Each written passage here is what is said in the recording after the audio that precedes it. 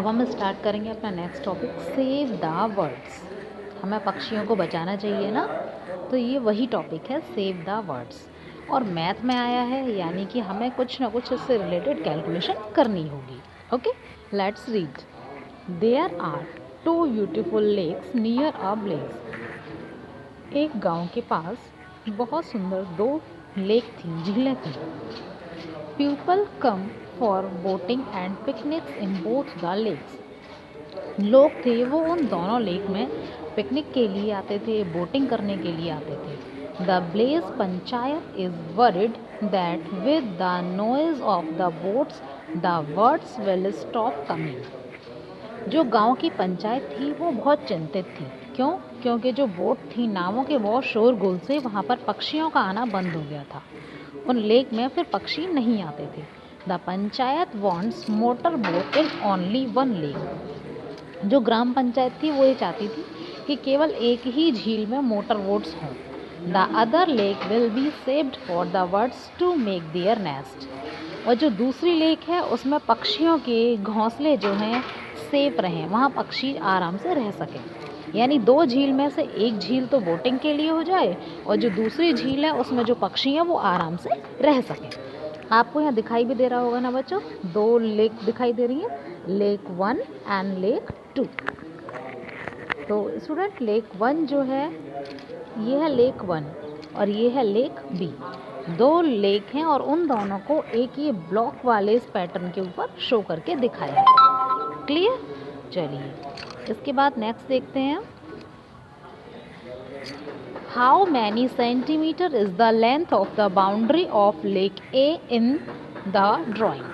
अब इसमें क्वेश्चन पूछा गया है कि जो आपको लेक ए दिखाई दे रही है उसकी लेंथ कितनी है।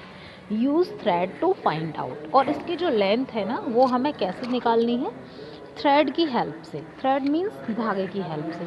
तो बच्चों देखिए, हम क्या करेंगे, एक धागा लेंगे और उस धागे को एक जगह रखा, जैसे यहाँ रखा, फिर इसके ऊपर ऐसे ऐसे लेते हुए पूरी इसकी लेंथ पूरा इस तरह से धागा करेंगे, यहाँ पर कंप्लीट हो गया। और होने के बाद फिर हम इस धागे की लंबाई को नापेंगे। तो इस तरह से जब मैंने इस पिक्चर पर रखकर और इसको शो किया तो मैंने देखा जो थ्रेड था ना उसकी लेंथ जो है लगभग 30 और 35 के बीच में आ रही है। ऐसे आप भी मेज़र करके देखेंगे। इसी तरह से हम इस बी की भी लेंथ अगर हम नापना चाहें तो थ्रेड लगाकर इस तरह से पूरे में नाप लेंगे। यहाँ तक हो गया तो उस नापना आगे ना समझ में कैसे करेंगे। हमने एक तरह से धागा रखते हुए ऐसे ऐसे ऐसे ऐसे पूरा का इसको कवर करते हुए यहाँ तक, फिर इस धागे को सीधा करके स्केल से इसको नाप लो कि कितना है। ठीक है, तो यहाँ पर हम उसको लिख देंगे। ओके, नेक्स्ट है what is the length of the boundary of lake be in the drawing. और सेम इसी तरह से जो लेक बी है उसकी भी हम लेंथ को नाप के यहाँ लिख देंगे। How many kilometres long is the actual boundary of lake A. बच्चों, how many kilometre long is the actual boundary of lake A. यहाँ पर बच्चों ये जो लेक ए है, यहाँ पर ये जो बनाया गया है ए और बी, एक्चुअल में ये इतनी ही छोटी नहीं होती हैं। ये तो हमने केवल इनकी पिक्चर ड्रॉ की है। अगर हम इनको ग्राउंड पर बनाएंगे तो इनकी जो लेंथ है ना वो लगभग किलोमीटर में होगी, जो कि यहाँ पर हमें शो भी कर रखा है। यहाँ पर देखिए बच्चों, दे रखा है कि 1 centimetre on this drawing is equal to 1 kilometre on the ground. यानी कि यहाँ पर जो 1 सेंटीमीटर केवल शो किया गया है ग्राउंड में, वो एक्चुअल में है कितना? 1 किलोमीटर। जब हम किसी की पिक्चर को बुक में शो करते हैं ना तो हम उसका स्केल छोटा कर लेते हैं। किलोमीटर है तो उसको सेंटीमीटर में ले लेंगे, छोटा छोटा करके बताते हैं ना। तो सी का आंसर क्या हो जाएगा? How many kilometre long is the actual boundary of lake A. तो लेक ए में मान लीजिए 35 है, 35 सेंटीमीटर थी धागे की लेंथ, है ना।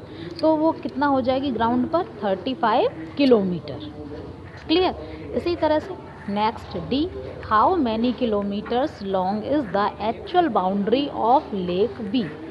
जो लेक बी है उसकी एक्चुअल बाउंड्री कितनी है किलोमीटर में? तो जो लेक बी थी उसकी मान लीजिए एक्चुअल बाउंड्री है 30 या 25 सेंटीमीटर। तो ग्राउंड पर कितनी हो जाएगी? 25 और 30 किलोमीटर। ठीक है, क्योंकि किलोमीटर में उसने दे रखा है।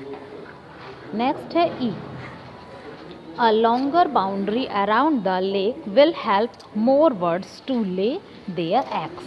सो which lake should be kept for birds, which lake should be used for boats. जो लंबी बाउंड्री वाला जो लेक है वो लेक पक्षियों के लिए ज़्यादा बेहतर रहेगी, उनको ज़्यादा हेल्प मिलेगी, जिसमें वो अपने अंडे भी दे सकती हैं, है ना। तो बताइए कि वो किस लेक में बर्ड्स को रखेंगे। तो बच्चों उसने बताया ना लॉन्गर बाउंड्री वाली, यानी जो बड़ी बाउंड्री वाली है। तो बड़ी बाउंड्री वाली लेक कौन सी है, ए। तो बर्ड्स के लिए कौन सी लेक हो जाएगी, लेक ए।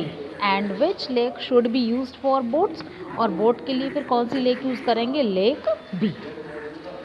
स्टूडेंट यहाँ तक कोई कन्फ्यूजन तो नहीं। Very good question, very good student. तो यहाँ तक का समझ आ गया।